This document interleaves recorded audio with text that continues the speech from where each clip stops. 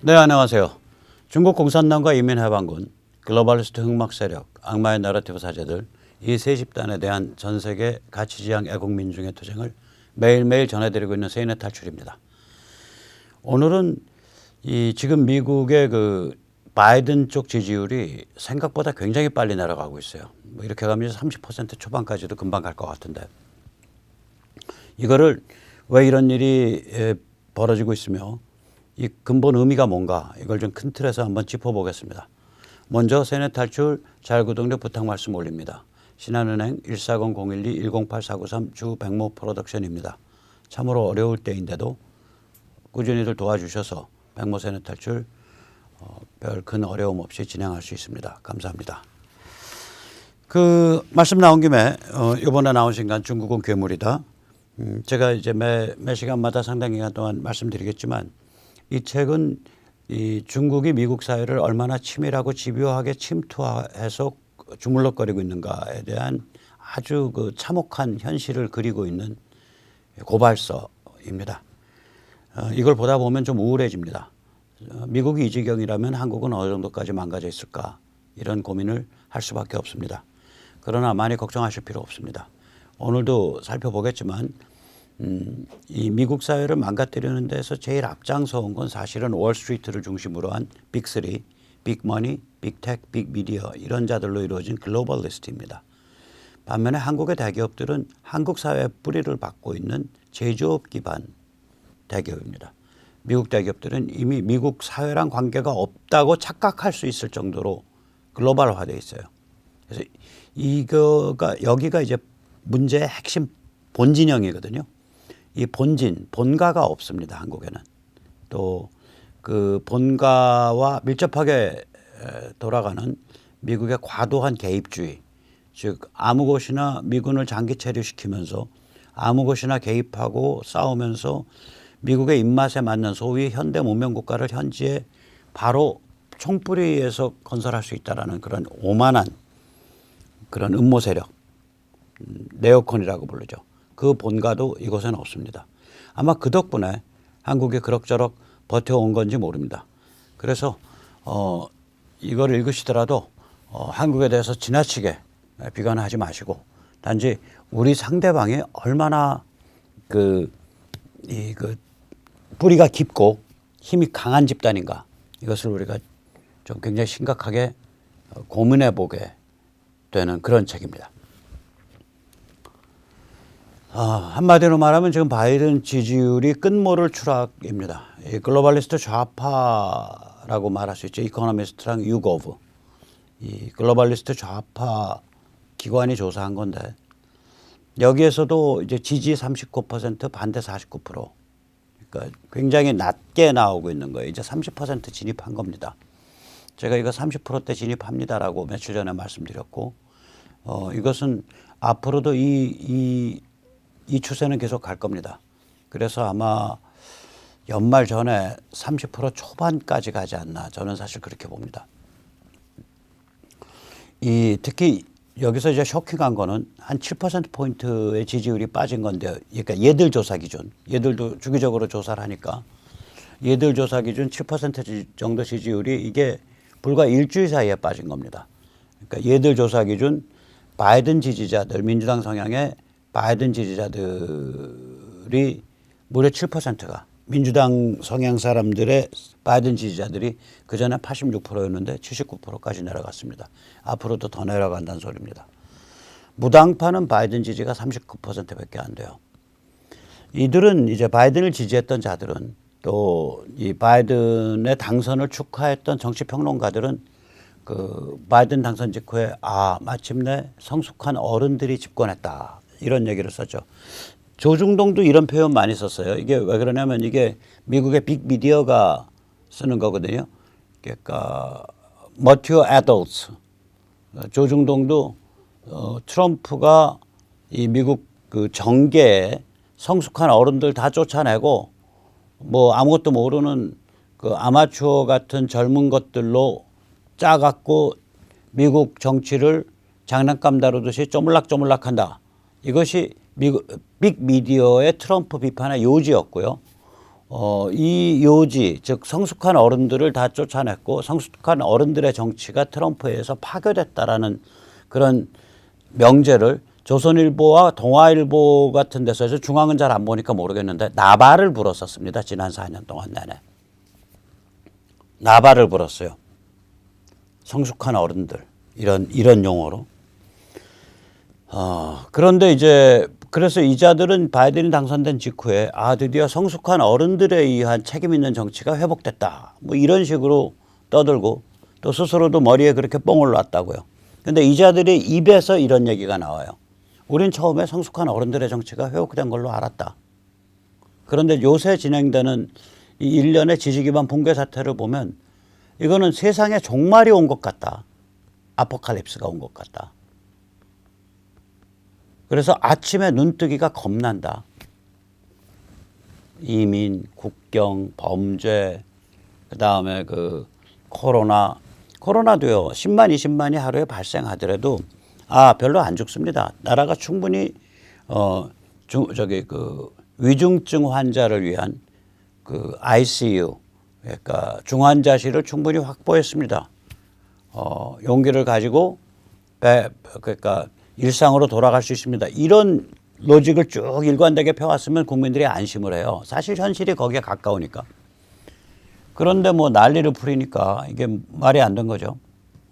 그 다음에 이제 또 이제 석유, 셰일, 그 다음에 아프간 뭐 이런 일련의 사태들 때문에 물가, 경제 이런 것 때문에 지금 미국인들 중에 경제가 나아질 거라고 보는 사람이 16%인가 밖에 안 돼요. 여론조사에 보면.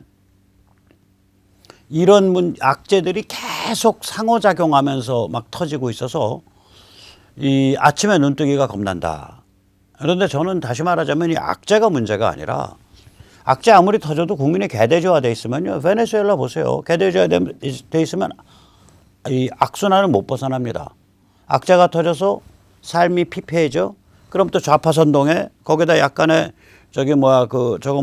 부정선거 저질러. 그럼 다시 권력 연장에 다시 악재에 의해서 말하자면 더 그릇된 정책에 의해서 더 피폐해지고 더 많은 악재 생겨. 더 피폐해져. 그럼 국민들이 또 사나워져. 그거에 대해 좌파 선동하고 약간의 그거에서 약간의 부정선거 저질러서 또 권력 연장해.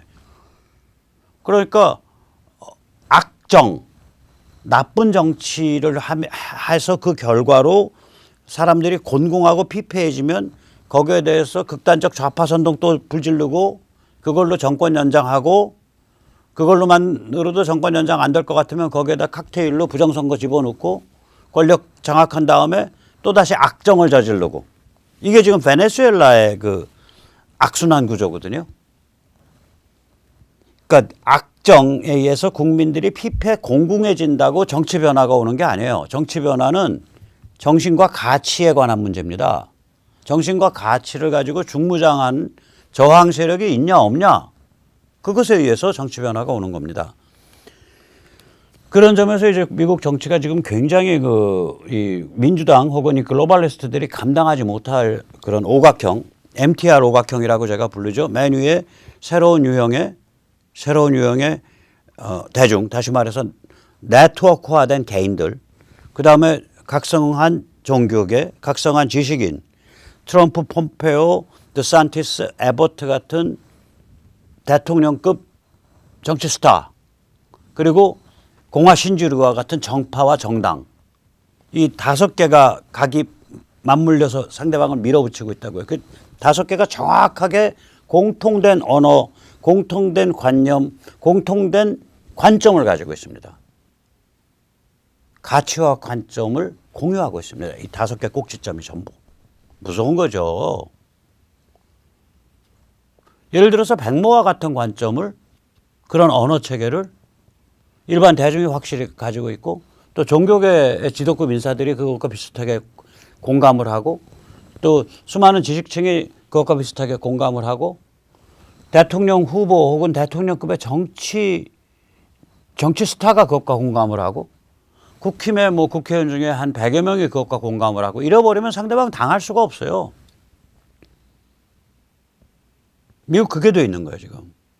뭐 백모가 아니라도 좋아요. 백모여도 좋고 김모여도 좋고 괜찮은, 즉 다시 말하자면 자유, 개인, 진실 존중, 시장, 민주주의, 신앙 영성에 대한 존중, 이런 현대문명의 핵심 가치를 깊게 이해하는 그런 관점과 가치와 언어 체계가 공유되어 있다면 이 5개 꼭지점에서, 그래서 서로 밀고 당기면서 서로 힘을 주고받는다면 상대방이 당해낼 도리가 없는 거예요. 미국이 지금 그게 된 거예요. 이 기적의 펜타곤이. 그 결과로 미국 공화당이 지금 급속하게 공화노동당으로 변화하고 있다라는 그런 관측 기사들이 나오고 있습니다. 이건 트럼프에서 시작된 흐름입니다. 제가 말씀을 한 2-3번 드렸지만 2000년대에 들어서 이제 글로벌리스트들에 의해서 이게 미국 제조업이 다 붕괴하기 시작을 하니까 2000년대에 들어서 사라진 괜찮은 제조업 일터의 일자리 숫자가 한 10년 동안 사라진 게 대공황 때 사라진 일자리 숫자보다 많단 말이에요. 그래서 트럼프가 그 러스트 벨트라고 부르죠. 그러니까 제조업이 있던 그 지역들의 그 좌절감과 분노에 호소를 해서 2016년 대선에서 이겼잖아요. 이 트럼프에서 시작된 흐름이거든요. 그래서 We are the party of workers and families and Christian values, 뭐 이런 얘기들을 하죠. 쟤들 그 연설을 하면 우리는 노동자의 정당이고 가족을 중시하는 정당이고 기독교 가치 혹은 American values, 미국의 가치를 중시하는 정당입니다. 이런 얘기들을 그냥 한다고요. 쟤들이. 그래서 이게 워커스 파티가 돼가고 있어요. 공화노동당. 최근 들어서 근데 더 명백해졌습니다. 2016년부터 보다 최근 들어서 더 명백해졌어요. 이건 왜 그러냐면 2016년엔 트럼프 혼자서 하는 완맨 쇼였단 말이에요. 2016년에서 2020년은. 근데 이제 최근 들어서 이게 큰 흐름을 짜고서 들이받고 있다고요. 결국 거기에는 뭐가 깔려 있는 거냐면 글로벌리스트들의 미국 약화, 미국 거덜내기 전략에 대한 정면 반발이에요. 조금 이따 살펴보지만 월스트리트를 중심으로 한 글로벌리스트들은 미국이나 서방 자유국가의 국가체제, 주권체제나 이런 건 안중에도 없었던 거예요. 안중에도. 그래서 지금 미국 그 여론조사와 정당 지지 성향에 대한 조사를 해보면 고학력일수록 민주당 지지자가 높아요. 지지율이. 이게 4년제 대학 졸업자에서는 민주당 지지자가 공화당 지지자보다 14%포인트 높고요. 박사학위 소지자 중에서는 민주당 지지자가 공화당 지지자보다 35%포인트 높다는 얘기는, 그러니까 더블 스코어 난다는 얘기죠. 박사학위 쪽은. 이거 대학의 좌파 풍조랑 맞물려 있고요. 연안 대도시 거주자들의 심리랑 맞물려 있고요. 이들은 기본적으로 배울 만큼 배웠기 때문에 글로벌리스트 오프쇼어링 해도 자기는 손해볼 거 없다. 이게 삶에 깔려 있는 거예요. 오프쇼어링이라는 건 제조업이나 기업을 미국 내에 있는 걸 문을 닫고 중국에 있는 거에다가 발주 주는 거, 이런 거죠. 반면에 공화당 쪽은 고졸이나 전문대졸에서의 지지율 성향이 명확해지고 있어요. 전문대졸의 경우에 공화당이 1%포인트 높습니다. 지지자가. 고졸은 14%포인트가 높고요. 이쪽은 리쇼어링을 선호하는 거예요. 리쇼어링. 리쇼어링이라는 건 밖에 나가 있던 기업들을 다시 미국의 그 생산 기반이나 기타 등등을 옮겨놓는 것. 한마디로 말하면 무분별하게 막 밖으로 다 퍼주고 빼주고 바깥에 투자하고 중국에 투자하고 이거 하지 마라. 그렇게 해서 미국인의 삶이 무분별하게 근본부터 파괴되는 거 더 이상 참을 수 없다라는 관념으로 중무장하게 된 거예요. 공화당 쪽이. 그게 공화 신주류라고요. 그걸로 이미 중무장된 거예요. 그러니까 트럼프가 제가 말씀드렸듯이 시계의 흐름을 바꿔버린 거예요. 판을 바꿔버린 거예요, 저게. 그러면 앞으로 이제 민주당 글로벌리스트 진영은 어떤 식으로 무너지냐? 제가 보기에는 한 6가지 단계를 거쳐서 무너질 겁니다. 지금 보시고 계시는 건 지지 기반, 표밭이 붕괴하고 있는 겁니다. 표밭이 뭐 35%, 40% 이렇게 붕괴를 해버리면 35까지 내려가면 어떻게 봐요? 그럼 이제 내년 중간선거 박살 난다는 거 뭐 명확한 거예요. 아까 말했잖아요. 오죽하면 민주당 지지를 하고 과거 바이든이 집권했을 때 드디어 성숙한 어른들의 정치가 다시 회복됐습니다. 라고 하던 정치 평론가들이 아니 눈뜨기가 무서워요. 아침마다 그냥 뉴스 듣기가 무서워요. 이 지지 기반 붕괴 이거 보고 있으면은 세상의 말세 아포칼립스가 온 것 같아요. 이렇게 말한단 말이에요. 이게 민주당 성향 정치 전문가들이 지금.